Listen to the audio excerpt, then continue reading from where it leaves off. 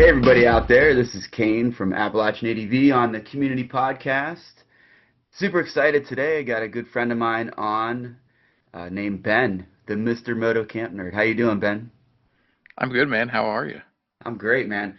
I was very excited when we were able to nail down a time to talk because, we've known each other for a while, but mostly through like email. So we've met a couple times here and there, but it's always great to actually take a time to just sit down and talk to somebody. So I'm super happy that we are able to make this work.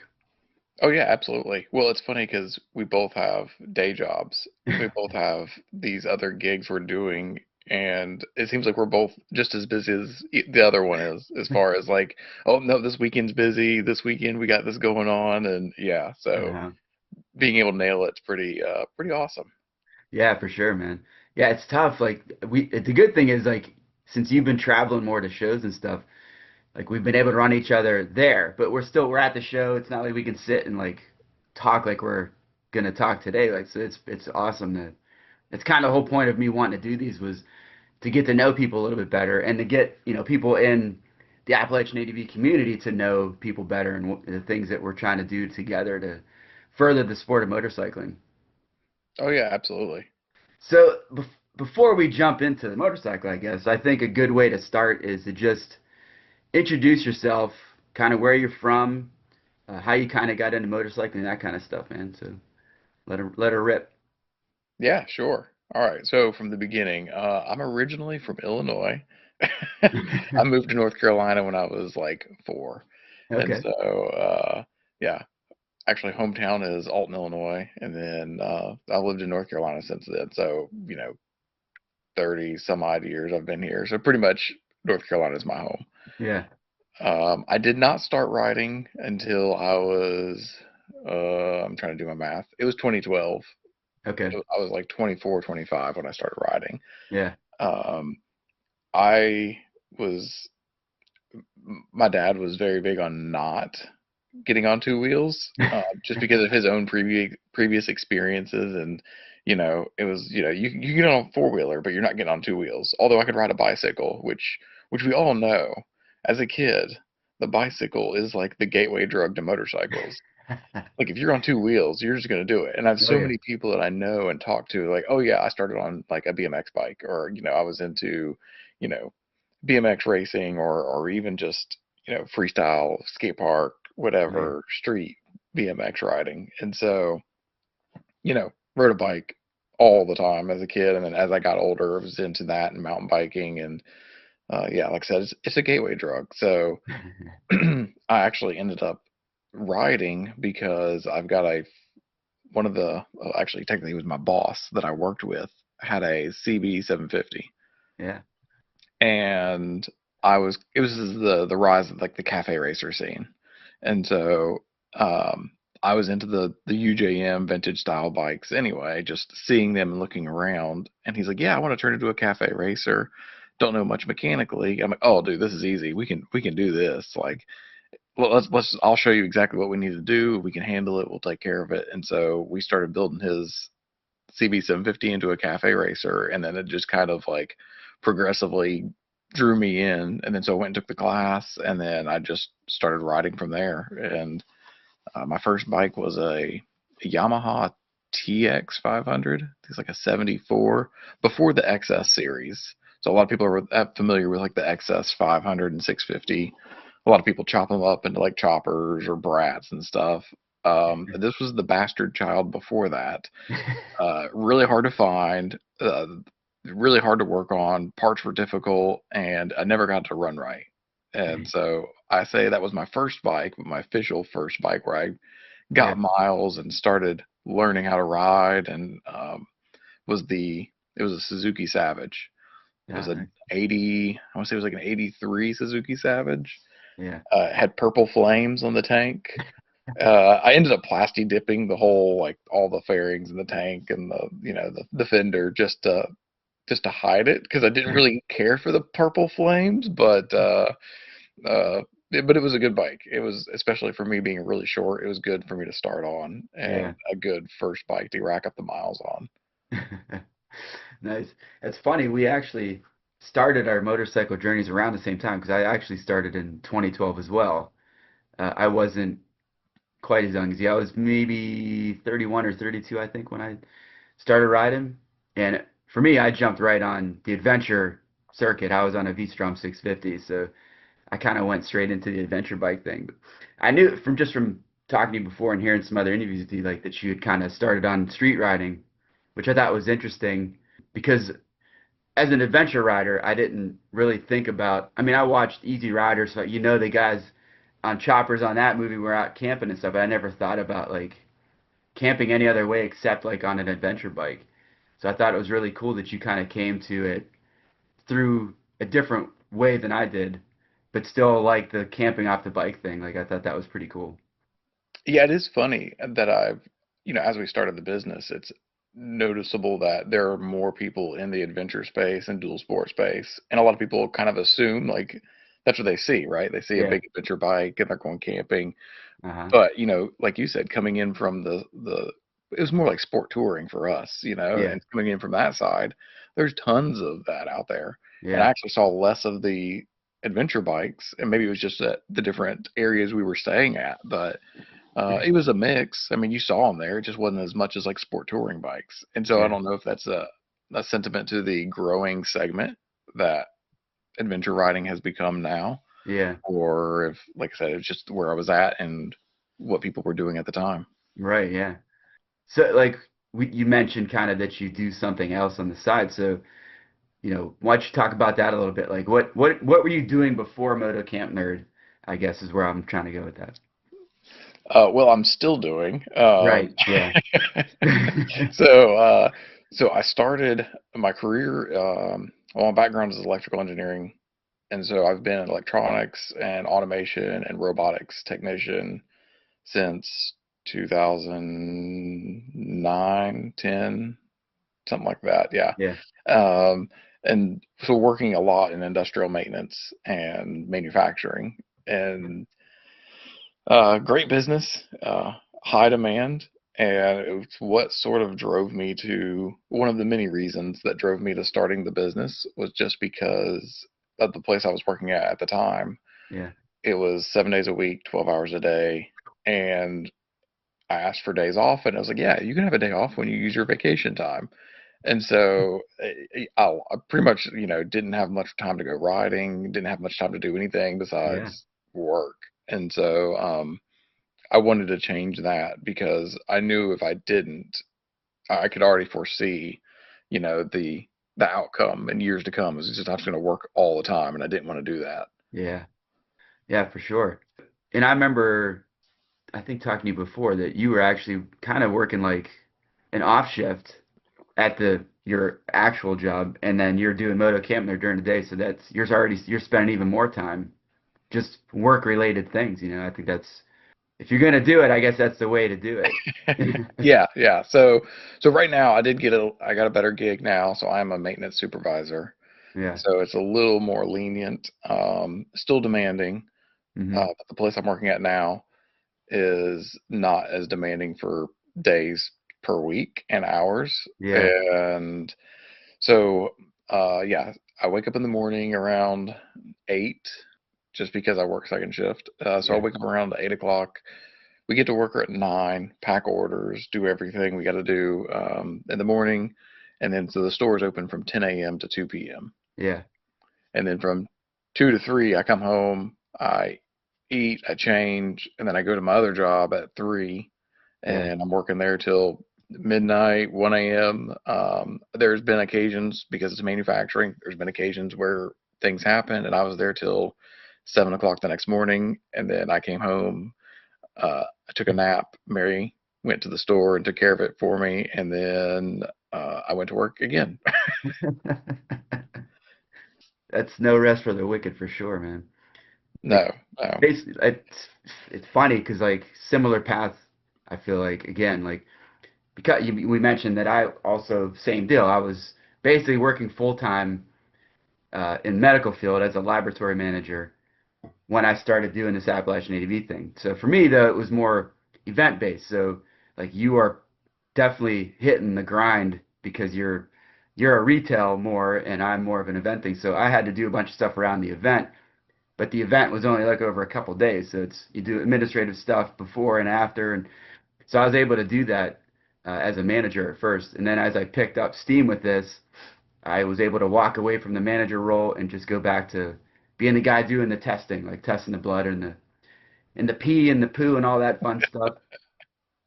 And then that allowed me to free up time to do more of that kind of stuff and add more events. And once I knew I was going to do the clinics and try to do, basically I'm doing 3 rallies technically. One of them's street track and trails, but I'm doing most of the work for it.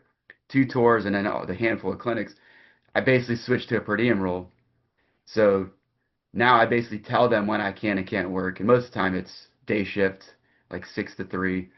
So it gives me time in the afternoon to do stuff. But it's definitely a grind whenever you're building a business just like you did. Like if you're not dedicated to it and you don't want to put the time and effort into it, it just ain't gonna work. So the only way that things works is by your sheer will and willingness to just not ever sleep, not eat a whole bunch, and just be constantly running around like an idiot. So much respect to you because I can't even imagine having to do retail every day doing things like that, plus the work, plus trying to sleep and eat, plus trying to hang out with your wife, plus trying to go out on motorcycle rides. That's a lot, man. Oh yeah, absolutely. And like you said, we've had this conversation before because Uh-huh. similar startup, Yeah. woes, and good to hear. I didn't know that you were able to kind of like step down a little bit. So that's awesome that you're Yeah, able to yeah. kind of like make your own hours. It's been That helpful. definitely helps with the flexibility to Yeah. be like, okay, I need more time this week to work on this, so I can kind of flip flop back and forth. So Yeah. yeah. Well, and I've said it to you before too. The amount of posting and just admin work you do on the back end to like get the name out there. I'm like, dude, I can't Yeah. even keep up with like a post a week, let alone like posting, daily and good content. So Yeah. yeah, I admire your ability to be able to do that as well. I appreciate that. Just like I had a clinic yesterday and I told them the same thing. Like you don't get better at a thing by not doing the thing. So the more I've done posting something every day, the easier it's become and the better I've become at it. Not that I'm good at it or, nail it every time, but when you do it 7 days a week, you can suffer a couple bad ones here and there. Oh yeah, absolutely. And Yeah. it's energy in and energy out, how much Yeah. effort you put in and like you said, if you only work on the business a couple days a week, well, it's gonna be slow growing. Yeah. Yeah, it's basically what you can put into it, like you said, like administratively, since I'm able to take time off of work now, basically, it's super helpful to be able to focus attention, time on the things that I need to do. Like over the off season, I spent a lot more, way more time administratively because if I don't set up during the off season, then I just run out of time during the season because I'm trying to do a bunch of things. Plus, I got a wife and kids and trying to do all those things and juggling this stuff. By being able to do this over the years and kind of easing myself into it at the beginning, I was able to kind of form a lot of like processes. So for the 2 tours, for example, I need 2 different permits and I need insurance and all these things. So I have like a flow to where once I pick the dates, that's like the kind of the beginning. The dates come in, and then I know I got to do the permit process. I need this, this, and this, and this, and basically I already have most of it. I just need to change dates and a couple little details, and then the insurance kind of throws you for a loop when they change requirements each year. But the process is similar at least. I already have everything I need. I might just add some stuff into my operations plans based off of the insurance requirements. So practice makes perfect. Like I tell the clinic riders, if you don't do it all the time, then it's harder each time you try to do it because you spent so much time away from it. But I've been able to build it to the where I have like a flow of operations, and it definitely helps. Like ideally, my goal, I'm sure your goal is probably the same, to where you can just do that thing, the Moto Camp Nerd thing, the Appalachian ADV thing only, and not have to worry about still working a job to help pay the bills. That's the goal. So for me to be able to go from having to be a manager initially to kind of start this thing, to still working in the lab full time. And when I did that, I was working night shift, so I was in the same boat as you. I was able to do some stuff at night when I was at work actually, because it's fairly slow. But then I'm doing, sleeps all off and all that stuff. To like being able to switch to per diem, it's like that slow progression. When I first started doing the events, like my hospital job was paying some of those bills to even have the event. I wasn't even making money at all at the very beginning. So being Okay. able to do that and slowly progress has worked for me pretty well so far. And it's just a fact that you've been doing this just as long as me, if not longer. It also shows there is a need, there's a desire. People are super appreciative, I know, of what you do because you've been super supportive of my events. So I've been able to like put your stuff out there. And most people already know about it. And they come up, oh, yeah, I talked to Ben the other day. I was looking for this, that other thing. And he said this, and it was perfect. Like, so the same deal. Like, even though you're not posting every week, like, you're still getting the name out there, and there's definitely recognition. And it's super great to feel like we're growing kind of together at the same time and supporting each other. That's been awesome. Oh yeah, absolutely. And there's a bunch of other people that I think there's a handful of people that all started around the same time because Yeah. we started in November of 2020. And when did you officially? My website started in the end of 2019, and I was gonna do my first Fool's Ride in That's April, but right. that's the COVID thing. So I started Yeah. like right before the wave, but it actually, I think in the long run, it kind of helped me probably. Yeah. And I think that right in that era, something shifted, not just COVID. I think there's a lot of people just experience and maybe the generation and just the personalities that wanted to start something that was community based, something that Yeah, helps get everybody together. And so we've worked with so many different people.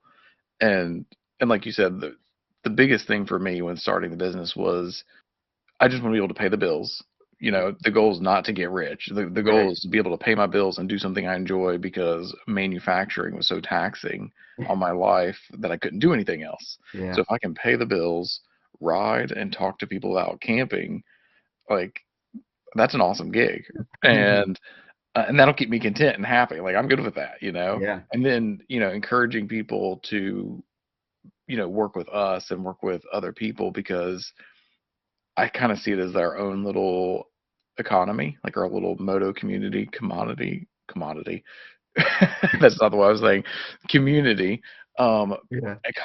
community economy. Yeah, there you go. Yeah, there you go. Because literally, like if somebody buys stuff from us, the money that we use for advertising goes towards you. It goes towards other trainers. It goes Yeah. towards, different people in the motorcycle world and in our world. Yeah. And so it's helping them all live their lives and live their careers that they're doing, and living their best lives. Yeah.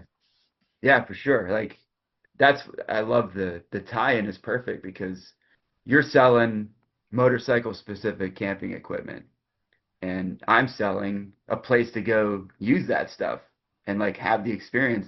And it's just building the community together. And that was my whole goal with this too. Maybe not initially. Initially, it was just trying to freaking tread water and make it all work. And then once it started kind of feeling like it was working somewhat, then it was okay, now how do I like sustain this and how do I help build the community around it and help them sustain their thing so that we can all keep growing together and provide, basically experiences to people. I mean, that's you're selling equipment, I'm selling event, but what we're both doing is trying to sell experiences. Go out into the world and do something stupid, uh, basically. Yeah, exactly. So you mentioned like industry support. That's kind of where I was wanting to go next. Actually, is you've definitely been very supportive of what I'm doing, but you've been super supportive in general. I think it'd be a good chance for you to maybe mention some of those other things, places, people that you've been kind of working with trying to help out. Yeah, so for the beginning, what really helped us get our name out there, and it's always been not really controversial, but it's always been a matter of discussion, is using content creators for advertising, Yeah. because of, I guess, over the years, they've got a bad rap for people saying things they shouldn't say and just to sling gear and sell stuff that's, subpar or whatever. And the way we look at it is the water. It's the modern day word of mouth. Yeah. It's talking to a friend or talking to somebody. If somebody comes to you to one of your classes, they're going to ask you, hey, what do you think about this riding gear? What do you think about this helmet? What do you think about these boots? What Yeah. about this kind of camping gear, this or that? Like, they're always looking for somebody who does it a lot, who's used it a lot, and used a wide variety of different things to give them the best guess and the best information they can to make a decision for what works for them Yeah. based off of experience. And so, we used Ben, the other Ben from Dork on the Road. I think when he started, when we started working with him, he had around 25,000 subscribers, and now he's up over 150 on YouTube. Yeah. Um, Amanda Zitto, as Magpie Flies, she's another one. Her two wheels, Jess, she's a Harley girl, so she's on, the more of the street side of things. Mm-hmm.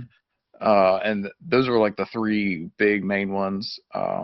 Kyle over at Backcountry Adventure Motorsports, Yeah. he's over in Idaho, another adventure kind of riding guy. Yeah. And those were the ones that really got the start. We reached out to people who were big in the outdoor space, big in, community, big in positive attitudes, and, not you have to do this way. It's all about finding what works best for you.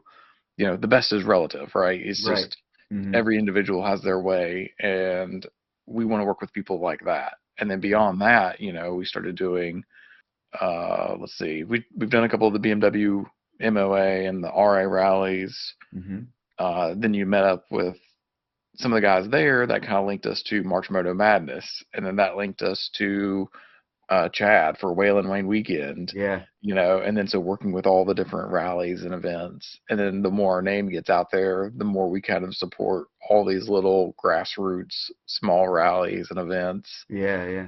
Um, Trying to think of who else we've worked with over the years, just as far as like, I think the training is kind of new for us. So like you were the first one really we started working with on like, sending out information, little care packages or whatever for Yeah. different events and rallies Yeah. Yeah. uh and yeah, so yeah, we just try to support who we can in the industry and make it work. Yeah. That's great. So, like, I think going back to the social media thing, like, yeah, I do post something every day, and I think that you working with people that are in that social media place, not even so much that you are posting yourself that often, but that you're posting stuff, you have all these other people posting stuff about your things, that makes it like I don't without there's a cesspool side to the whole social media thing for sure, and you can get into the weeds with a lot of really weird, crazy, or negative things, but I feel like if you use it for the positive, like which I feel like I've been trying to do, I know for sure you and with the people you're working with, it can really bring a lot of good if you use it the right way. So that I think without that, I don't know that we'd be able to do what we're doing, truthfully.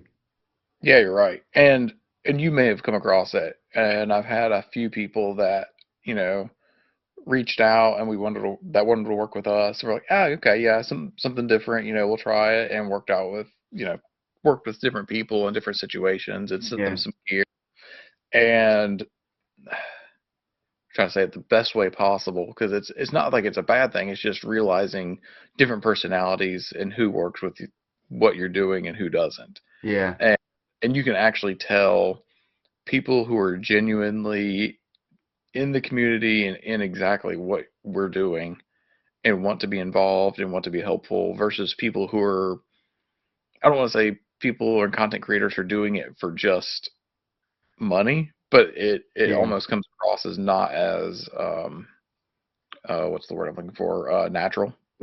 Right, yeah, Just like it should be a casual conversation and it yeah, shouldn't be this forced thing. And some of the content creators that we've worked with over the years, we've realized, okay, that it seems a little bit forced and it's not really a natural working yeah, relationship. And so, it's okay, we're just not going to go with it. It's okay. And it's a mutual agreement, okay, it just didn't work out. No big deal. yeah. I don't I know if you've seen that in different people you've worked with and how like sometimes it comes across as, not so kind of like, hey, community Yeah, involvement. This is what we're doing. And for sure. It like for my thing was always like when I first started doing the social media thing or whatever, it wasn't. And this is kind. I guess this is kind of what I look for when I look for people to collaborate with, somewhat to some extent. Is it's not so much look at me, it's look at us. Look at what we are doing as the community, and look at what we're providing for the community. Not so much, look at how awesome I am. Like it's just yeah, look at what we're trying to do here. Like we're trying to bring people outside. We're trying to provide a community, place for people to interact with each other and meet, regardless of anything, social place, politics, any of that stuff. Just let's just talk about motorcycles for a while and like let that other stuff go for a minute, kind of a thing. I've kind of tried to lean into that a bit more as opposed to people that are more of a look how awesome I am kind of a thing. yeah, yeah. And I'm not by far, I'm not a salesman or like I've Yeah. had to learn everything about marketing since 2020, since doing the business. It's like, okay, Yeah. how do I do this? Like, and learning different, I'm very technical. And a lot of Yeah. people know this. Like, I'm super technical. I go into a lot of gritty details that people, I can see their eyes glaze over as we're having a conversation. And I'm like, okay, I need to pull it back a little bit and not necessarily dumb it down, but just get to the pain points of what they want to hear about. Okay, what are Yeah. the features they really care about? And Yeah. so, even for doing content and trying to deliver the message that we're here for everybody, it has been a struggle for me sometimes because I'm just trying to get information out there to everybody and then help them make the best decision that works for themselves, right? And Right. picking gear and whatever else. And so with the community involvement and trying to deliver like we are here for everybody, and we are working with multiple people. Hmm. And that's for me, that's just been a challenge of trying to get that across. Yeah. And I don't know if it's because I overanalyze it with the way I think and because I'm over technical, or if I just think too much about it, or what's Yeah. going on. But yeah, that's always been my struggle is delivering a message that wasn't just about me or just about the store, but it is a community thing.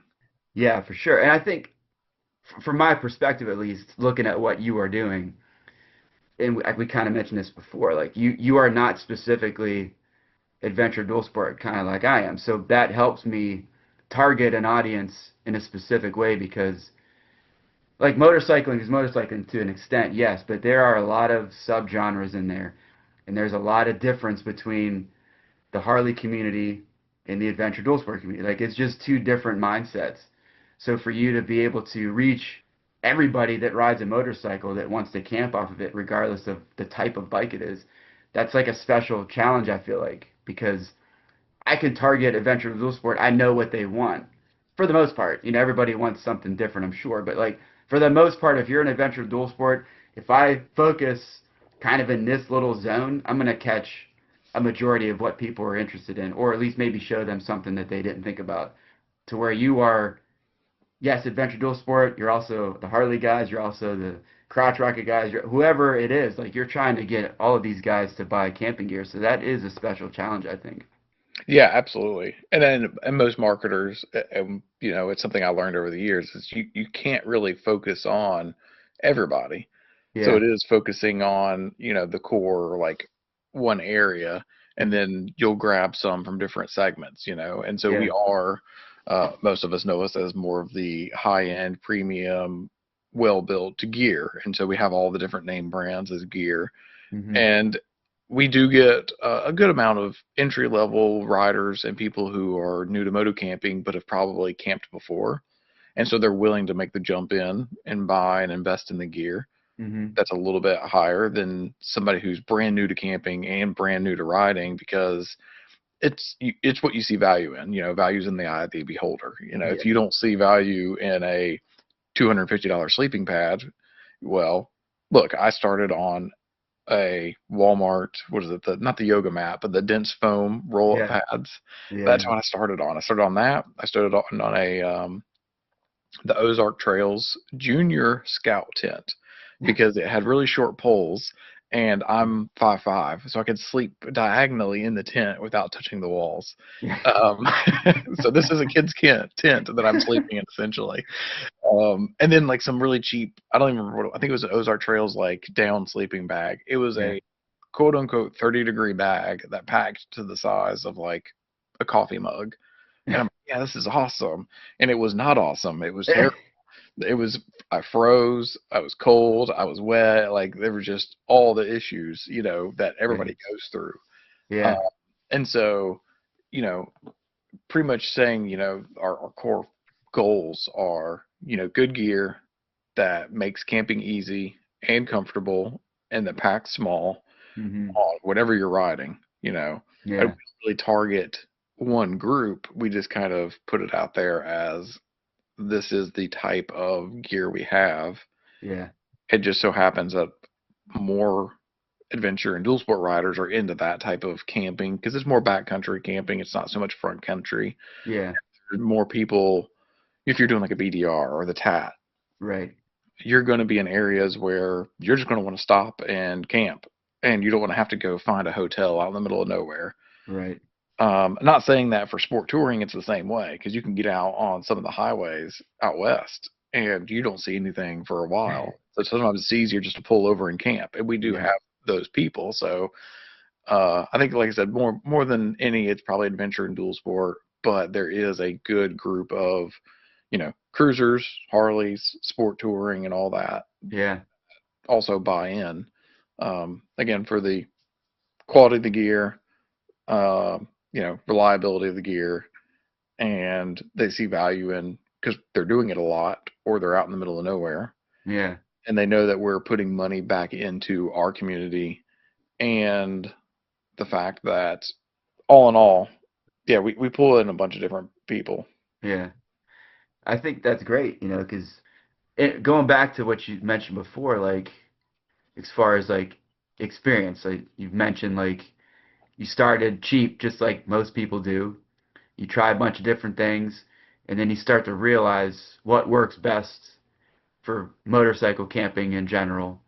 And I think you guys have been pretty good, like from the things that I've seen, either on like a newsletter or a website or things like that, where you kind of say, okay, these are like budget friendly ones if you're just kind of getting into it, but here's like the midline ones that are kind of better for this, that, other thing. And then if you're really looking for high end stuff that's really going to be the most comfortable, here's this stuff. So it's good you're given a variety and you're basing that off of your experiences and stuff, which is great. So it's that personal touch I think that people are kind of attracted to.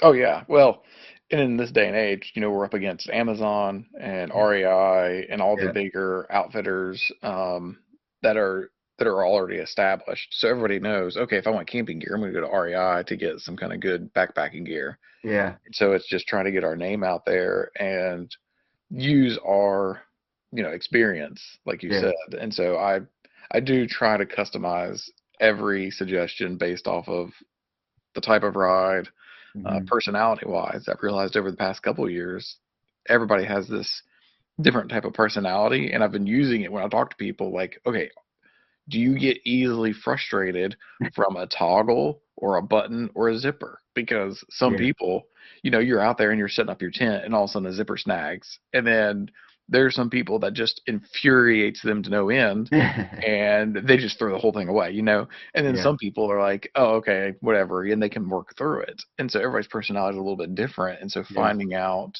how their personalities work with the different gear, because Yeah. the less fussy the gear, the easier it is to use, the more enjoyable the experience. For sure. Listeners of this podcast will remember me saying the words emotional intelligence in a couple different things, and that's basically what you're talking about is being able to gauge yourself, understand you said you overanalyze or what, so you know that about yourself, and now you're figuring out how other people there's like certain I mean there's similarities between groups of people, so you're starting to pick those out, and then you're getting a better interaction with them because you're understanding maybe where they're coming from and you know how you react. So that's all about emotional intelligence. And I think when you're trying to do something like we're doing, you have to have some level of that where you have to be able to sit back, compartmentalize it, say, okay, what is wrong with what I'm thinking and saying? What are they trying to say? What are they trying to get at it, like to the core? So how can I make that interaction go better? I think you definitely have that for sure, just from the couple conversations we've had. Oh yeah, it's definitely a learning curve on that aspect. Yeah. Oh yeah. I try to be as mindful as possible, and you know, I think anybody who does a business and starts a business, they listen to and try to grow their own ability to be mindful and not be, I think a lot of people say the ego is the biggest killer, right, Yeah. of anything. And so if somebody, comes off and says something and gives criticism, we all know like Facebook and YouTube comments are the worst for it Oh yeah. sometimes. And Yeah. it's like, okay, just roll with the punches and just ignore it or take it and think about it, but don't take it personal, but take it to a point where, okay, where's this person really coming from? Yeah. And trying to look through the BS. Now there are people that are just, trolling and sending hate comments, but whatever. But the Yeah. legitimate, there's people that will type out a paragraph about why something is not the way it is in their personal opinion. Yeah. And it gives you a good perspective into different riders' personalities and what they Yeah. want to do and how to approach that. And so, yeah, pattern recognition, definitely one of those weird trait things that people have that I Uh-huh. look for, like, okay, where do I group these people and how do they fit in? So, Yeah. what gear works best for that personality? Yeah. Yeah, it's funny because that is definitely like a thing where you got to figure out what it is they're looking for. Like just going back to this clinic thing, just because I had one yesterday, so it's like fresh in my mind. We talk about tire selection or specific protection items on the bike to like riding gear and all that kind of stuff. It is like people ask me, what do you think the best thing is? And it gets well, the best thing for me is might not be the best thing for you. So what are you trying to get out of this thing that we're talking about? Do you want, if it's a tire, are you looking for better traction off road? Or are you looking for better handling on a paved road and dirt road? Like, so that makes a difference. Like, if you want, what you want is be different from what I want. So let me find out what it is you're looking for, and then I can maybe give you a suggestion that way, as opposed to telling you what I want out of riding. I think that's a good approach in general. Oh yeah, and I think too, I mean, you probably see it a lot because you're a trainer, so the different personalities and how people learn. Because Yeah, I've become aware that I've sat through classes over the years and read things and I research things to death just because I will watch the same video on the same topic, or I should say the same topic. I will watch like 50 different videos yeah, because each person says it a little bit differently. And sometimes it takes 50 videos or 50 manuals for it to click in my brain. yeah, And so I'm sure you see that with when you're physically out there training somebody and they're just not getting it. And so having to switch up the yeah. delivery. Yeah, funny, like BJ from DC Dirt Camp, who I had on the last podcast, actually. Like, I will tell people at the clinic, like, hey, I super appreciate that you came to this thing, and I definitely want you to come back either to the same one or to the level two or to some other event. It's like, but in my opinion, I feel like it's good if you go to multiple people's training. And she's a good example. Her and I have a lot of similarities as far as how we interact with people or train people, but she's going to say a thing different than I'm going to say it. So A plus B equals C or B plus A equals C. And between the two of us saying it in those orders, it's going to click more for you. Oh, that's what he meant when he said this, that, other thing. So the more you can get, the better, I feel like, as far as different trainings or just coming out to training more than one time or doing it every year for a couple years, or I think those are the ways to improve yourself as a rider in general, for sure. And I think that says more than anything because for a trainer to recommend other trainers to me is huge because it's not saying that you're, which I already knew this about you, so no big deal. But for other people listening who may not know, for somebody to recommend another place to go to and forfeit, like, don't come back to me for another training, maybe go out to here and work with this person and maybe get another level training and then come back. Yeah, And it's reaching out to other people and like you said, involving more in the community and not being oh, it's all about me and it's all about here, I'm Yeah. the best trainer, and yeah, it kind of goes back to like the best is relative and Yeah. community involvement Yeah. and not being completely, like Yeah. this is the only training. Like there's other trainings out there. Let's spread the love and let Yeah, like for sure. everybody else see about it. Like for one person, I might be their favorite trainer, and for somebody else, they're like, "Yeah, he was all right, nothing special," and that's fine. Everybody has their own opinions, and you should go to multiple places so that maybe better. Oh, maybe he was better than I thought he was, or maybe not. There's definitely I'm not the best at everything. Nobody is. Just like there's no unicorn motorcycle or there's no best camping equipment. Like it is what's the best for you, and you're only going to figure that out by testing out the waters in multiple places. So that's like I don't necessarily want to lose business for sure, kind of like you mentioned there, but I feel like for what I'm offering is yes, training clinics. I offer rallies so you can further the skills at a rally, or I do the tours. You can come and do a different type of atmosphere at the tour and a different type of training at the tour. So just allowing some diversity with what I'm trying to do, and then trying to find other people that I connect with pretty well to send them to. I think it's just a better way to go as opposed to like cutthroat, you know, business. As I'd rather have a community involvement, and we can share to an extent. Obviously, like I don't want to flood the market with like a bunch of stuff, but like ideally we work together as a team to make it all work together. And I know you've partnered with people just the same, like that are doing the same kind of things as me. And I'd like all of us to be able to share into that and, give people different experiences. Yeah, absolutely.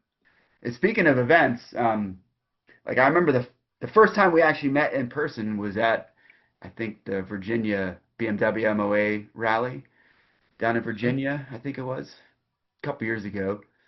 And then I've been going to Whalen Wayne for a while, and then you started coming to Whalen Wayne, and I remember the first time you came, I think we were neighbors, and we camped next to each other, Yep. which was pretty awesome. And then lo and behold, last year you guys decide, hey, I think we might want to dip a toe into this event thing, and you kind of did that Chili Willy thing, which I unfortunately I couldn't make it down to last year, but I was happy to try to support this in some extent, but I'm hoping to make the next one. So how about you tell us a little bit about this whole Chili Willy thing?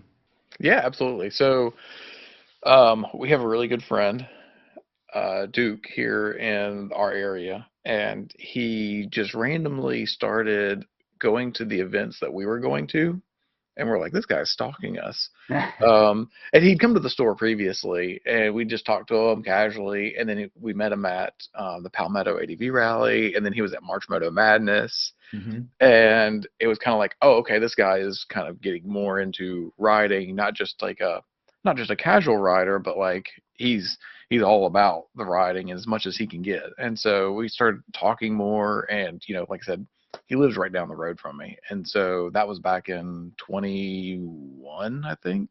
Hmm.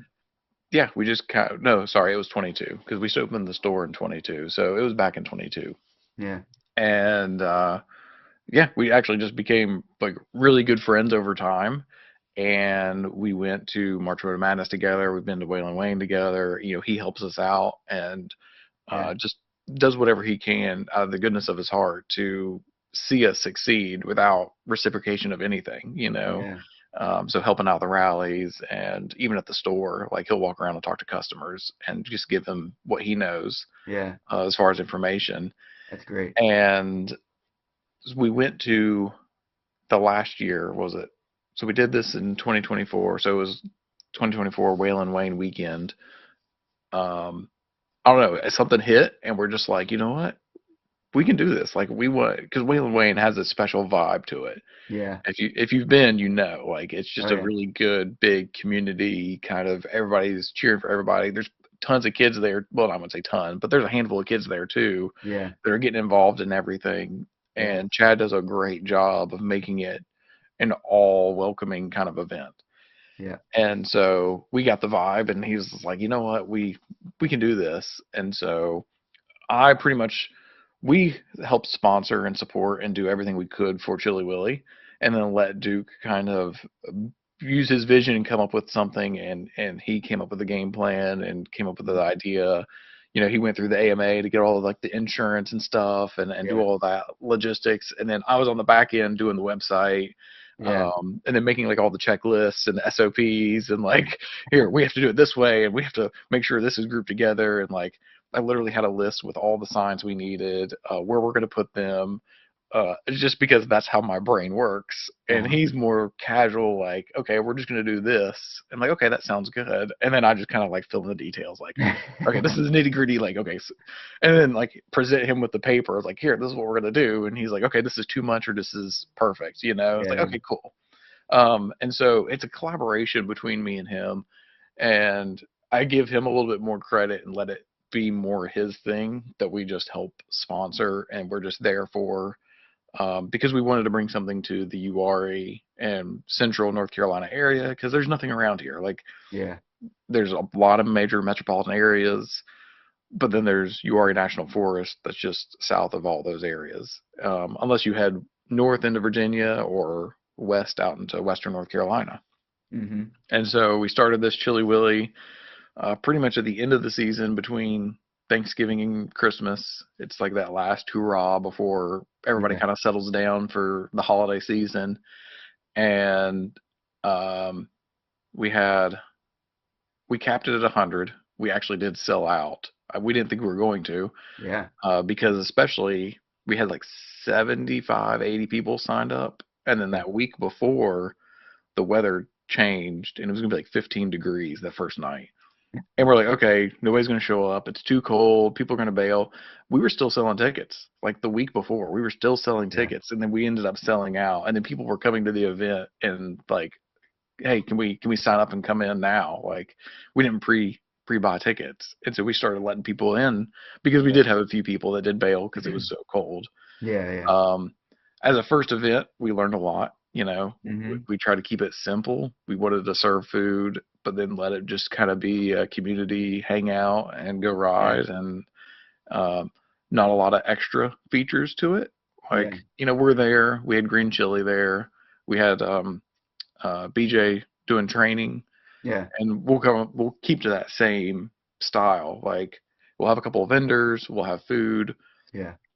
I don't think we want to go over the top with events, or a different Yeah. like races, slow races, or like the skills course, or all the Yeah. extra stuff I guess some events have, Yeah. and just kind of focus on the riding for the area. Yeah. That's good. That my Fools ride is. I kind of do the same thing where it's pretty chillax kind of an event. Like it's a riders event where the the highlight is the riding, and then we're back at Mhm. camp. It's just a good meal. Everybody hangs out and chats. It's just more of a relaxed atmosphere, which I think people enjoy. They definitely enjoy. Like Waylon Wayne is a hit because it's like a festival. It is a motorcycle festival, Oh and yeah. it's big, but it's small. Like it's in this big field, and there's 600 people there, but it doesn't feel like you're in a thing with 600 people. So it's a great event. The Fool's Ride, and from what I've heard from this Chilly Willy thing, it's more of a relaxed vibe. Like let's go out and have some fun riding and just hang out at night and shoot the breeze around a campfire and that kind of thing. It's nice to have like that type of variety for sure. Yeah, we had a handful of people come up during and after the event and said, hey, thank you so much for hosting it in this area. This is really cool to come out because we never knew this existed, Yeah, and thanks for keeping it simple. And we heard that a lot, and we're like, yeah, oh, okay, well, let's just stick with this since people yeah, like yeah, the simpleness of it. yeah, We'll just stick with it. yeah, for sure. Like I think just in general, like the support we are dependent on the support of the community as a whole, which is why I think both of us want to support the community too, because it goes both ways. Like I'm trying to provide a thing for the community, and if they don't show up, then what is it? So the fact that they're showing up to the thing, showing up to your thing, or buying stuff from me, like that shows that we have this shared support between each other as far as the community and us and the community. And then when you have a guy that says, "Hey, I'm gonna just show up at your shop and bullshit with people," or I'm gonna go to these events with you, or hey, let's put together an event ourselves. Like to have those relationships like that, because that's my fool's ride. It is what it is because of the support of Jim. We do it in his backyard, literally. His house is right there. We're in his big giant garage, and we are camping in his backyard. Like without the support of him, this wouldn't work. Street Track and Trail has been super supportive. I do all of my beginner intermediate level 1 clinics on their facility. Without their support, I wouldn't be able to do that, or I would have to find some other way that would be more of a hassle. So that support of the community is paramount to us in our success or failure. So I think not being cutthroat, trying to be supportive, trying to offer things to people, having the emotional intelligence to figure out what people want, don't want, like those are the things that help us make this whole thing work, I feel like. Yeah, and absolutely, like you were saying about kind of being cutthroat, or I kind of refer to it as like the stereotypical business, of where people are just they're pitching all the sales ideas, they're pitching all of this, and it kind of is what it is. Like it's a pitch, Yeah. and it may sell quick, and you may Yeah. make money quick, but it's not, for me, what I see in it, it's not sustainable, and it's not a natural growth, and Yeah. it's a quicker game. It's Hmm. quicker being still like 5 to 10 year thing, Yeah. where what we're doing is like 10, 15, almost 20 year kind of thing, because Yeah. it's taking the time to build the community in a methodical way that Yeah. is true and nature, and just like you said, it's community involvement, and people like you said, Jim, and like Duke, they deserve as much credit Yeah. for making things happen as we do, just because they're the ones in the background who aren't getting the credit. They're not necessarily being seen every time as the one that helped Moto Camp Nerd get to a higher level, because they were putting in hours behind the scenes, and Yeah. nobody really knew that. And Yeah, so man. like you said, exactly, community involvement just helps grow and support each other. Yeah, for sure. When I was managing the laboratory, I worked for a nonprofit hospital system, religious based, and I got extremely turned off uh, in that job by how much they worried about money and how many things that they would cut or get rid of because they were trying to save a dime. And Mm. I get it to an extent. As a business, you need to do stuff, but it got to a level where I felt like it was detrimental to the patients because it was detrimental to the staff. And that's what really drove me away from doing that job, was kind of around that thing. And when I started doing this and I started getting somewhat of a name for Appalachian ADV, I had these couple guys out of somewhere around Jersey, but they worked in New York City, some kind of, you know, super for profit type of a business that they were doing. And they said, hey, we were looking at starting a touring company. And I had a chat with the one guy that was, one of the startup guys. And the vibe I got from him was, we are going to try to do an upscale. We're going to have all these KTM motorcycles, top of the line. And our target audience is CEOs of Fortune 500 companies. And we want to charge the shit out of them. I mean, it's not what they said, obviously, but we want to charge the shit out of them, take them on a couple day tour in the PA Wilds, and we're looking at some other places. And they're like, I see you do stuff in the PA Wilds. We want to know if you're interested in being our tour guide, basically, like be the lead riders, help them build the route and just take people out and do the thing. And they would give me however much money for the thing. And I was like, I talked to the one guy. He's like, well, you have to talk to my other partner too, because that's how they're doing it. Like, we each talk to you individually, then we'll collaborate together. So I'm like, all right, yeah, sure, if I'll talk to the other guy. But in my mind, I'm like, there's no freaking way I'm doing this. Like, the whole vibe of it was just sleazy, which was what I was running away from at the hospital. And that helped me look inward and say, what am I trying to get out of what I'm doing? It's definitely not that, and it's almost the opposite of that. So what do I need to do to try to make people not feel like I felt when I was on the phone with this dude, just feeling slimy just from through the phone, like feeling that slime through the phone, like that was like a really pinnacle point for me as I was, because the same as you, I'm not a businessman. I've never been a salesman. I've always been in the military or the hospital. Like, and that's, you're not a salesman in any of those forms or fashions. So as I'm figuring out how to do these things, run a business, start a website, plan events, that was a big learning thing for me, was taking that conversation and thinking about it for probably a good month off and on, like, man, that was, I can't believe, and then talking to friends about the conversation and like getting their feedback from what they're saying about it and like really trying to do the opposite of that. And I feel like I have to a certain extent so far, but it's never, like I tell my clinic riders, you should have a student mindset. So I'm always trying to learn how to do things better as we go throughout this process.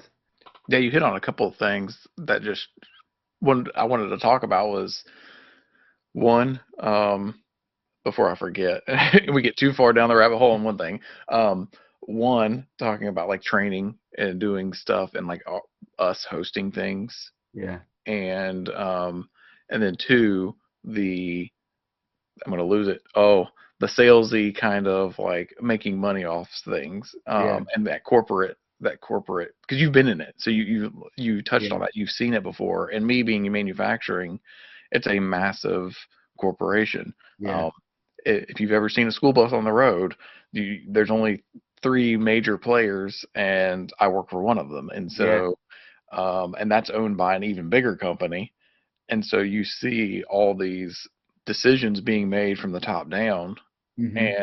and again, another reason I kind of want to get on the manufacturing and that corporate world is because it is so money driven and cutthroat, Yeah. and people making decisions to cut money and funding in certain areas, and then you see managers and CEOs get these massive bonuses, Yeah. yet on the floor, we're struggling to make things and do things the right way to an ISO standard that we're supposed to support because Hmm. we don't have the materials and the things to do it.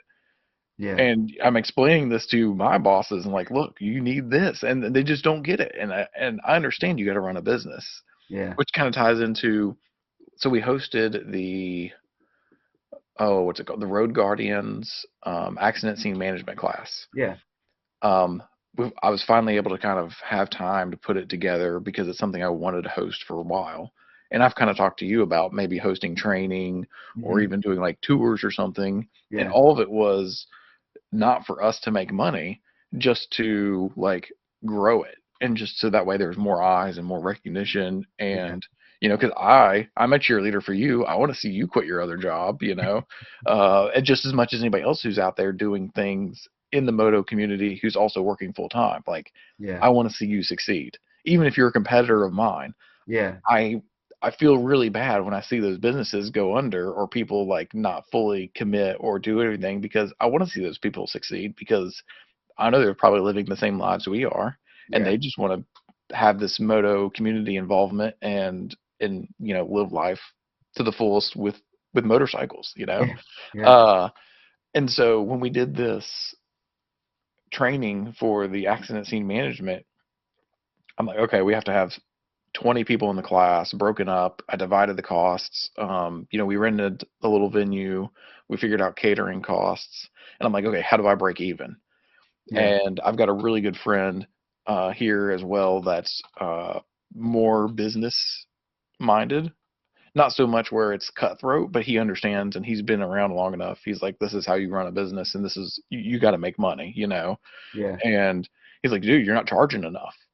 And Yeah. it's not in a sleazy way, but he's like, look, to be completely honest, if you don't charge enough, because if you break even over time, that's going to eat away the time you put into the business, and then you won't be here. If you're Yeah. not here, then you can't do these things for the community. Yeah. And people are willing to put in a little bit extra money to help you be here and exist. Yeah. And so that's been a really hard thing for me is because working on the side, we want to work for bringing like you down and doing training and bringing other people to this area to do training. Yeah. And in my head, it's starting a nonprofit that can just host people, and then we'll just kind of sponsor and support as we can, so that Yeah. way we're not really making money off of it, but we're bringing people here who can bring the economy up and bring those other people up. Yeah.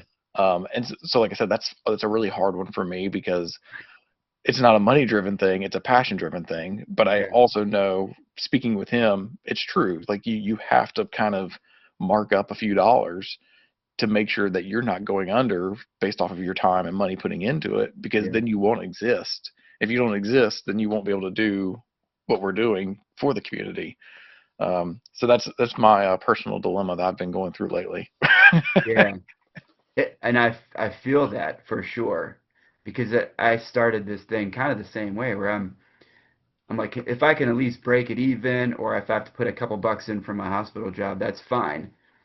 And I think I had kind of a business plan somewhat, and it was flexible because I didn't want anything set in stone where if I didn't meet the thing, then I'm screwed. So I tried to keep it flexible, but I kept my pricing super low. And for the first couple years, I would have people tell me, this is too cheap. And I was like, well, I understand that, and I'm taking that risk on knowing that I run the risk of maybe not being able to do it long term. But for me to build it and get the name, I was nobody. Like nobody knew who the hell I was. I was a BDR ambassador for a long time, but that didn't mean anything to anybody. So being able to provide something cheap, it was lower risk for people. In my mind, this is my thought process was at least. If I keep the price super low, then it'll attract some attention because it's some motorcycle related thing. It's fairly cheap, so it's low risk. If I throw $100 down and the weekend turns into a shit show, it was just $100, Yeah. whatever. So they'll take the risk of coming to a place or a thing that they never heard of. Like whoever thought Northeast Ohio would have phenomenal freaking riding? Nobody. So I knew that. I took that into account when I made my decision to keep the price low, and then it's built a thing because now I've had almost the entire East Coast has been represented at the Fools Ride at this point. So people have been coming in to realize, oh, this is pretty awesome. And the same thing with Western Pennsylvania. Nobody really thinks of it as a riding mecca. So being able to put eyeballs in it, keep the pricing somewhat low, just to attract the attention.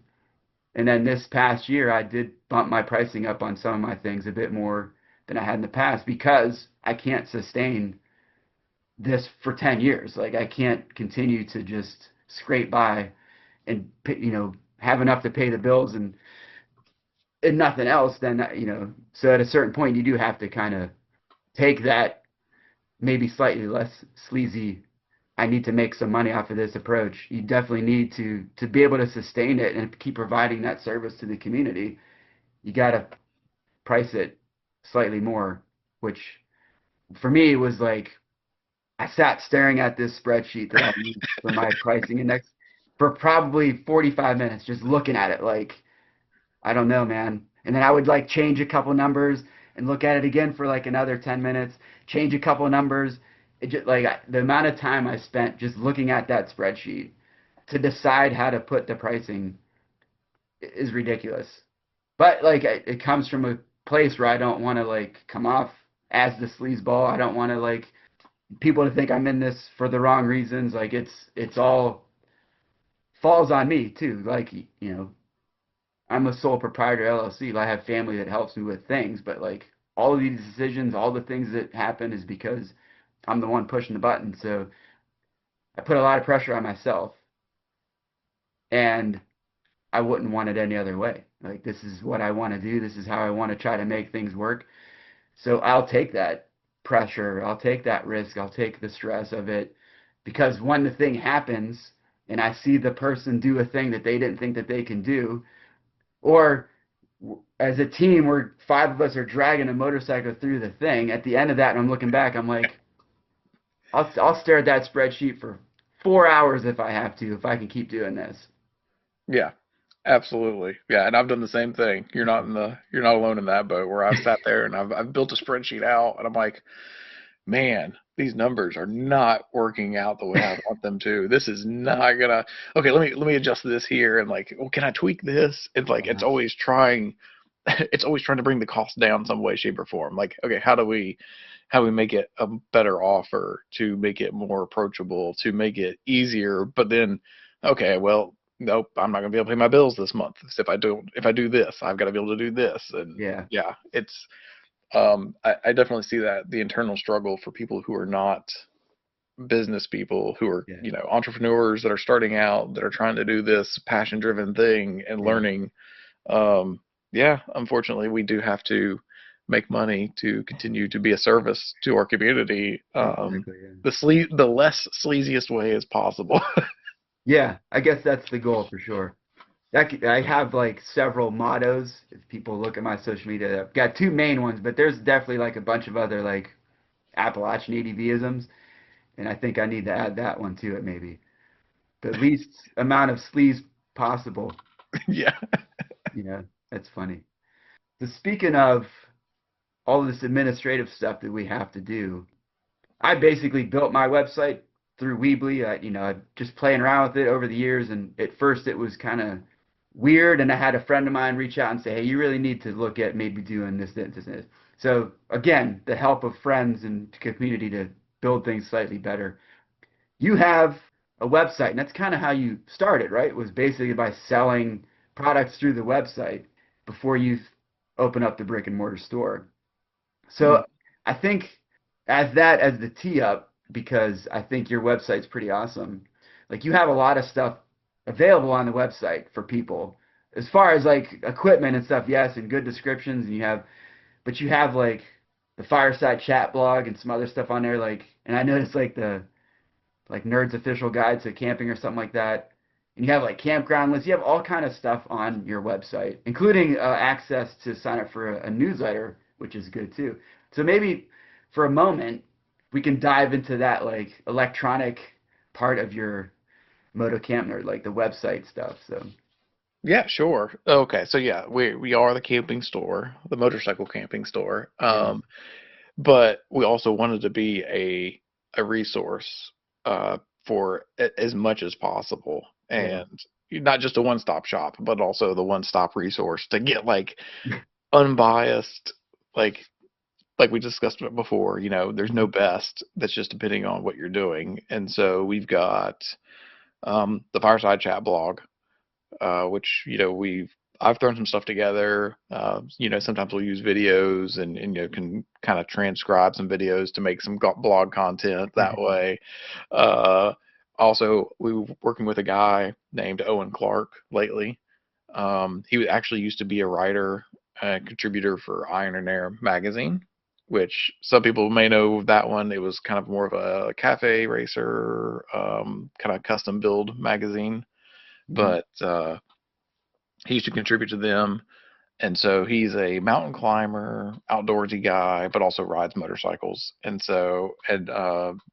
a lot of his content has been great to contribute to the website, and like really, really good information, just about how to do things in the backcountry. And so we're building more and more articles with him on that.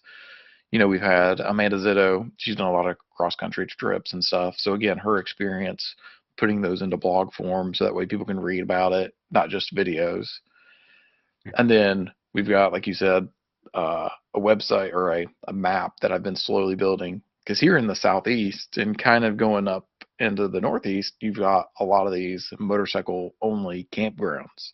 yeah, And when I first started riding and camping, like we were bouncing around between all these moto campgrounds because they were cheap. They were kind of festival style camping. You go out there, there's a field, you set up, and it's just all motorcycles there. Like there's nobody else allowed there because it's just motorcycles. So you're within a good community of, riders and who you know. And so I was like, trying to build this out. So we've slowly started building out a map so people can find these. nice. um, and then we're working on a knowledge base still. It's kind of our new thing.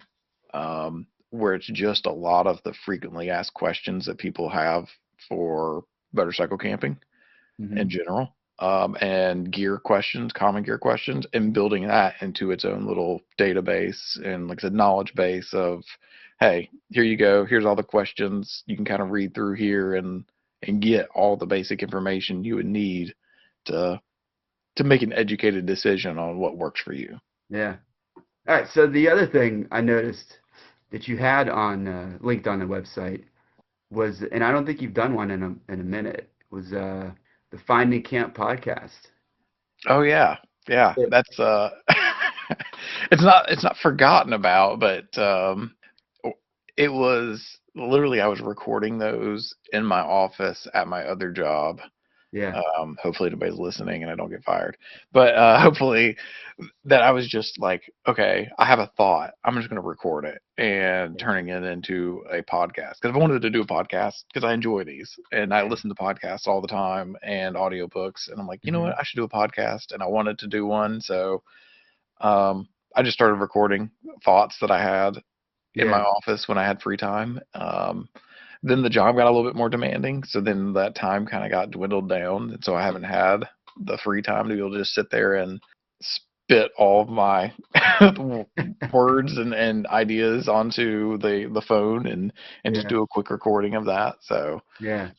I think it'd be good to hear some more from you on this because they were pretty good, man. I enjoyed listening to them because it's interesting because I've been doing this podcast just for a short time since December, like basically first recorded the first one, and I've done a couple where it's just me talking, where same deal where I come up with, oh, this is a good thing, maybe I should talk about, and I don't really need a guest for it. It's just something that I can chat through, and it's weird to do.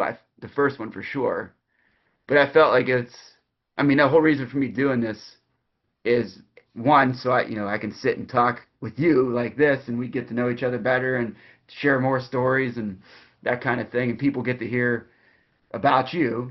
But it also gives a place for people to hear my voice, because, like I said when I first started this, it was more about look at what we're doing as opposed to look at me. And then a friend of mine who does kind of media stuff was like, you probably need to put your voice out there more, put yourself out there more because you're the person behind the Appalachian ADV thing, so that people are going to want to know who you are too. So this mhm. podcast has given me a chance to like talk a little bit and let people hear things that I have to say as well. So I do try to keep the social media stuff more as a look at all this stuff, and this is a place for me to kind of say, okay, listen to me talk a little bit and listen to some friends of mine talk a little bit, kind of a thing. So it's been nice. I think it'd be cool to hear some more of these podcasts of yours for sure. Okay, yeah, I'll do my best as far as coming with some ideas. I'm sure you've come across the two when you're doing it solo. It's like, how do I? If you're not used to talking a lot, Yeah, it's kind of hard to sit there and talk about stuff by yourself yeah, to the open air, even though you're trying to envision talking to somebody, yeah, yeah. Like when I without did, sounding like you're rambling. yeah, that I feel like I do that on occasion for sure. And luckily, when I record these, it's voice only, so sometimes I can, if I listen to my stuff, I'm like, man, that sounded dumb. I can cut it out so nobody hears me talk stupid. But when I did the first one, like it was really specific about like my history, just like how I got into the bike, a little bit about my background and how I got into coaching is kind of what I wanted to do with it. So I did make like an outline, and it was a long one. I don't remember how long it was, maybe an hour, but I didn't stop. Like I didn't do it in chunks. I just kind of had the outline and I just kind of had it there to reference to make sure I stayed on point. And I kind of rambled a couple times, I felt like, but overall it worked well to have some thoughts down to make it so I wasn't going off topic too much a little bit. But it's just weird to like I'm not a talker. I don't really enjoy public speaking. I've definitely had to do that as a manager and a coach. You have to talk to people, but just to get up on stage with a microphone would always like threw me off. So doing the podcast, and I bought a freaking PA system at the Fool's Ride. I used it. So just doing it, just like I tell people at the clinic, if you want to get better at a thing, you can't just not do it except once or twice a year. So just practicing it and doing it more often, it's definitely been helpful. Oh yeah, yeah. I'm the same with public speaking, and yeah, not my thing. Yeah, But it goes back to the kind of the being mindful and being aware. One of the things I've heard is, and I can try to remember, if you're uncomfortable, it's usually because you're learning something or you're doing something different, and yeah, it's probably for the best. Like yeah, putting yourself into an uncomfortable situation is a good idea, yeah, especially with like training. I mean, kind of going back to that, and yeah, even my buddy Duke. When I ride with him, I'll put myself in some more uncomfortable situations, or he pushes me into yeah, more uncomfortable situations to better my riding. And I'm yeah, like, I don't know about this. And he's like, you got it, don't worry. And I mean, and I fell and I had the bike stuck on me, and he's walked over and picked it up off me, and it was like no big deal, And then it kind of helps, like, oh, okay. And so same thing with doing public speaking, like hmm, Waylon Wayne coming up and doing like the giveaway prizes, and Chad's yeah, always handed the mic over, and I'm like, oh God, here we go again. yeah, But nobody laughed at me, nobody booed me off the stage, yeah, nobody criticized me besides, I need to speak into the microphone better. But yeah, besides that, yeah, you know, I'm just not the greatest entertainer like Chad is. yeah, yeah. He's so natural. I had the same deal because I provide him some door prizes for Waylon Wayne too to give away. And the first time he handed me that microphone, I felt like an idiot. Like people, you could tell I'm nervous. It's just obvious, and I don't even know what I said, but I'm pretty sure I remember myself sounded pretty dumb at the end of it. But it's just one of those things where like, well, I guess I got to get better at doing this too. Like Yeah. I can like I've had no issue really if it's a pointed subject, like I'm a coach, so if I'm in there, there's a group of I coach middle school for 10 years. There's 30 kids around you. You get used to talking because you're talking about a specific thing. Same thing when I'm coaching motorcycle or I'm at an event trying to talk about the riders meeting stuff. Like it's a pointed subject, but if I just shoved a microphone and said talk into this and go ahead without any preparation, I feel like it's rough. Like if I'm Mhm. not prepared, then that's really worse. And so I've been trying to get better at being less prepared. And part of the thing with the podcast is that too, like don't know where the conversation is going to go. So being able to like keep your mind going and going in the right direction. And sometimes, I mean, we've mentioned it a couple times. We've had podcast brain where you start a topic and you're like, oh man, I don't remember what I was going to do. That's working it out. So you have to keep working out the brain to kind of get better at it. So Are you are you considered an introvert too? yeah, I think so. Yeah. It's just like I have some social awkwardness, like social anxiety to an extent. Okay. Like it's very situational with me. Like if I'm friendly with people and I know them pretty well, I'm much more adapt to talk. But if I'm thrown in a crowd where I don't really know people that well, I'm terrible at small talk because my brain is going 100 miles a minute. I don't know what to say. What should I do? Is this Mhm. good? Is that, so it's very situational for me, for the It's like, most. what do I do with my hands? Yeah. Like, do I just hold them here, or do I like put them in my pocket, or is that too awkward? Or Yeah. yeah. Yeah. And it's getting too like there's a certain line of that emotional intelligence. It goes too far sometimes where you just overthink it. So it's like being able to recognize in that point where I'm going too far. I need to like relax, back myself up a bit. It's getting better at that stuff too, but that's definitely a thing. I was at a clinic recently. I don't remember. I think it might have been one of the private ones. I'm just sitting there talking with the guy. We're just shooting the breeze, and I don't remember what the topic of conversation was, but he kind of said, "I could tell you're kind of a Type A personality, but one of the laid back ones." I don't remember how he worded it, but it was something like that. I'm like, yeah, I'm pretty to the point. I'm pretty Type A when it comes to that, but I don't get loud and I don't get angry very easily. And I think part of that is when I do get loud or if I do get a little angry, people notice it more because that's not a normal phase of Hmm. my personality. So when it comes out, people are more, oh, they step back. It's more of that kind of a thing. Yeah, yeah, and it's funny too because, like you're saying, if I'm thrown in the middle of a crowd, it's just kind of like looking around, putting my hands like, okay, but at the trailer, we at Whalen Wayne, we set up on the trailer, we have Yep. our booth or whatever. Yeah. Like, this is my bubble. So if you come within my bubble, oh, you want to talk to me? Okay, I know for a fact that you're here to talk to me, and I'm gonna give you way more information than you ever want to know about materials and camping gear, and to help you out. And because we're going to talk about motorcycles and camping, guaranteed. Uh-huh. But outside of that bubble, and I'm sure it's the same for you. Like when Yeah. somebody comes to your training, it's like, okay, you're here for me. This is my thing. Yeah. And so yeah, is that weird that social awkwardness outside of the bubble of like, hey, how are you? And it's Yeah. I try to be as friendly as possible because obviously you're the face of a business, and Yeah. so it's not that it's not that I'm like not trying to talk to you. It's that I'm just socially awkward sometimes, and I'm just Yeah. like what do we Yeah. yeah. I know. Like for me too, like I've met, a couple thousand people at this point, or I've interacted with, tens of thousands of people over social media stuff, and I'm terrible with names.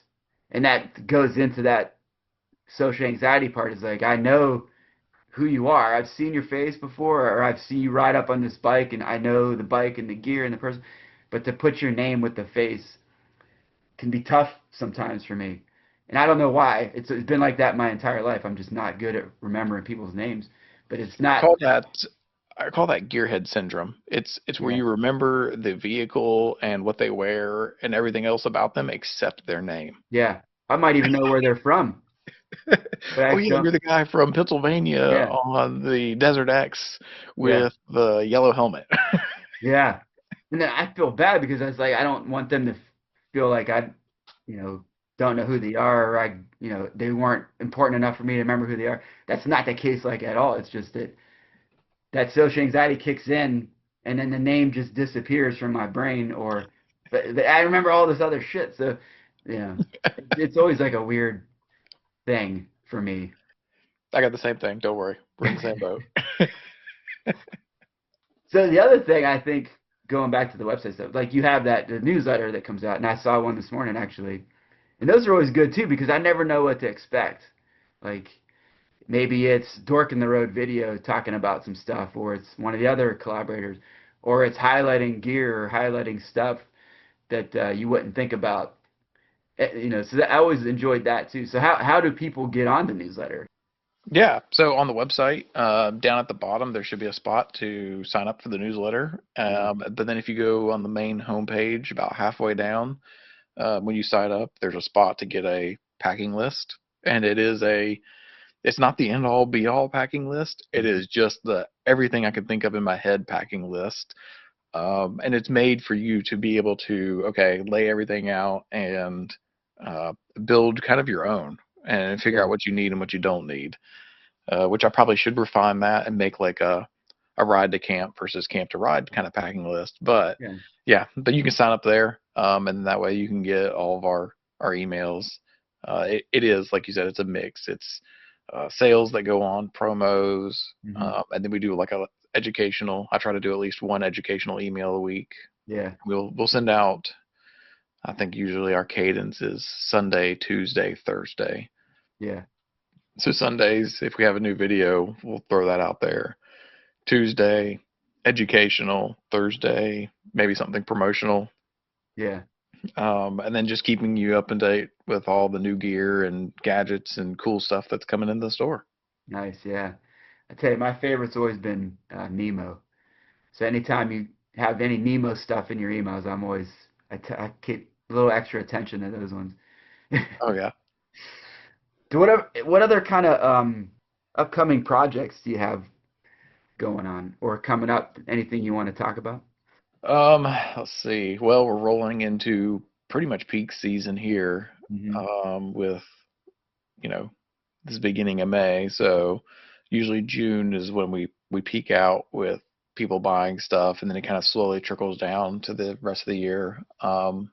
Rallies, we've done Palmetto and March Meadow Madness. We've got the BMW MOA planned this year Hmm. out in Tennessee, Yeah, and then because I only have so much vacation time for my other job, so Whalen Wayne would be the one after that, and that's all we got planned for events this year. yeah. And then the rest of it's just admin work and trying to, well, I will say this year we added riding gear and more Yeah, luggage options to the website. And so yeah, trying to diversify, and mainly because we had a lot of customers asking, hey, when are you going to start selling riding gear? Like, will you yeah, start selling riding gear? It's a completely different like animal in itself, camping gear and trying to understand all the aspects. And, one of the things we focus on is making sure we at least put our hands on it and try it out and test it, or have somebody that we work with hmm, as an ambassador try it out, test it, give us feedback, pros, cons, all of that. So that way I can make a good decision and help people based off of, again, personality and what they're wanting, yeah, in tents, bags, pads, and all that. yeah, So riding gear is it's like a restart. Because I yeah, don't know all the stuff about riding gear like I do camping gear with materials and all that. And I mean, yeah, like, materials are kind of easy to understand across the board with that, but patterns and shapes and cutouts and designs and fitment and all that, it's a whole new game. So it's like relearning from the beginning all of that kind of stuff. So we're slowly bringing in riding gear, and again, just stuff we know and that we've used before, or other people, ambassadors, have used before to help us out, yeah. uh, trying to figure out what works for different situations. Nice. Yeah, that's good. Have you ever, talking about the event thing, it made me think, have you guys ever done like an Overland Expo or thought about doing one of those? We did the Overland Expo in 2021, Okay. Overland East, Yeah. up in Virginia, and it was good. There just wasn't a lot of moto stuff there. Yeah. It's actually where we met Adam from Green Chili Okay. and Mark from Outback Motor Tech, because they were Yeah. like in the booths right beside of us. And That's then neat. so now we go to events, and when we go to the same events, we always hang out together, Yeah. and just kind of get booths side by side, so that way we can Yeah. help each other out. But I've yeah, heard they have a more motorcycle specific area at the newer Overland Expos. That's kind of what I've been hearing. I haven't heard much about it. I've heard Yeah. more from people that they said that it's kind of fading out and they don't have a lot of support as far as the moto side goes. Yeah. They're not engaged as much as, because it's under new ownership now. Okay. Yeah. And so I don't know. I just from what I've heard. Yeah. It seems like a lot of those style of motorcycle events, I guess, have kind of faded. There used to be a lot more of them, and there's really hardly any anymore, it seems like. Yeah, with Overland Expo. Yeah. Like the progressive IMS shows used to be a thing. They did them indoors Oh for a while, then yeah. they did them outdoors after COVID for a minute, and then they kind of went away. So it's weird that, I mean, there's still events, like you can go and ride, but there's not many like trade show things like that for motorcycles anymore. No, they've got what's the big one that was recently? Ames, I Yeah, think, is Ames out in Expo. like Vegas or something. Yeah. Yeah. They've got like those kind of, and you're right, there's like those types of trade shows for the industry and partners and people within it, Yeah, it but seems to be not like a mostly to do good that. trade show for the public to go and Yeah. attend to. Yeah. Yeah.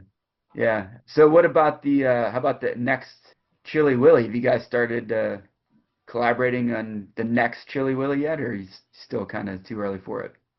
Oh yeah, yeah. We were waiting to get past a couple of the events earlier this year. So Yeah. Duke is hard at work at making its own website, so it'll be hosted on its own website. Oh, nice. We're still supporting it and doing everything we can on our side to help them out with it. Yeah. And so it will have its own ticket page, and really the nonprofit that he's working on starting is called Uari Adventure Riders. And Okay. so the goal for that for him is to try to get some motorcycle only trails, because Uari does have a lot of OHV Hmm. trails, but they're mainly and well known for Jeeps. So rocky, bigger stuff, a lot of ruts, a lot of clay.